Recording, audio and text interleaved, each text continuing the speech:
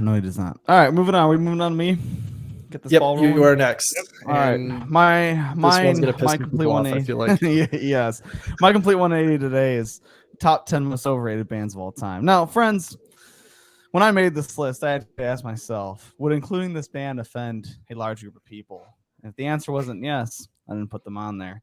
Anyways, here we go. Number 1, Rolling Stones. I have never met a person in my life that's like, ooh, man, I've spent countless hours listening to the full Rolling Stone albums on repeat. All right, sure, they have some good songs, but I would hope so. Okay, they've been around for too long. Been around for like 7 years. They're overrated. My favorite song by them, "Dead Flowers," beautiful song about a friend that dies on heroin overdose. That's it. Okay, overrated. I don't know why we always talk about them so much.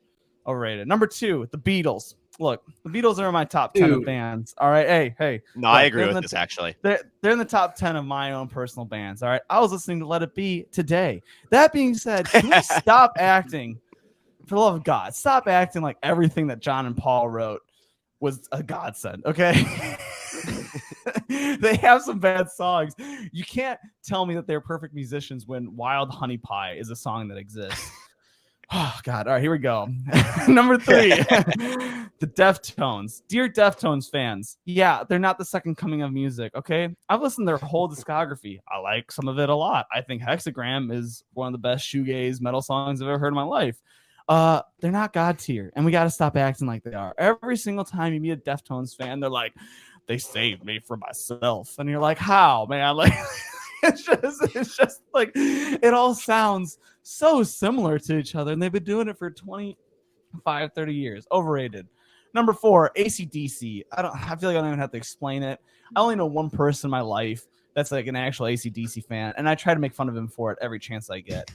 If I have to hear Thunderstruck one more flipping time in my life, I'm gonna lose it, dude. And what's worse is in the military has USO things, like there's like a USO playlist. So like anytime we go to like a military event, they have like yeah, we're pumping up the soldiers, pumping up the troops, and it's Thunderstruck, We Will Rock You, Hell's Bells, and We Are the Champions. And then somehow you listen to those 4 songs like 20 flipping times before you leave the event. I hate it. No more AC/DC. Number 5, Nirvana. Kurt Cobain doesn't hold exclusive rights to being sad and horny. We get it.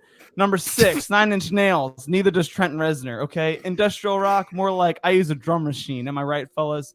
Number 7, Sublime. All right, another one of my top 10. I don't know. I don't even know if that's top 10. No, yeah.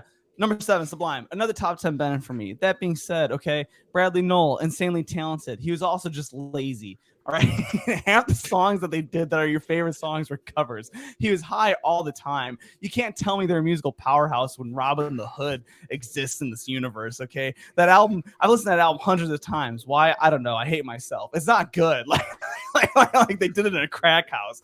Stop saying that Bradley Nowell was like some insane guitarist. He was good. He wasn't the best. Number 8, Panic at the Disco, another top 10 band for me. But let's be real, Brendan Urie was never able to match Ryan Ross's lyrics. The songwriting never was as good as the first album. It's a good move that he finally cut it loose, okay? I like what he did. He did his own thing, but I think from here on out, it should just be Brendan Urie. Number 9, Disturbed. Did you guys know that they're still around? I didn't know that they're still around. Like, I legitimately had to Google Disturbed making this list because I didn't think that they were still a band. Like, they could call it quits tomorrow and nobody would bat an eye.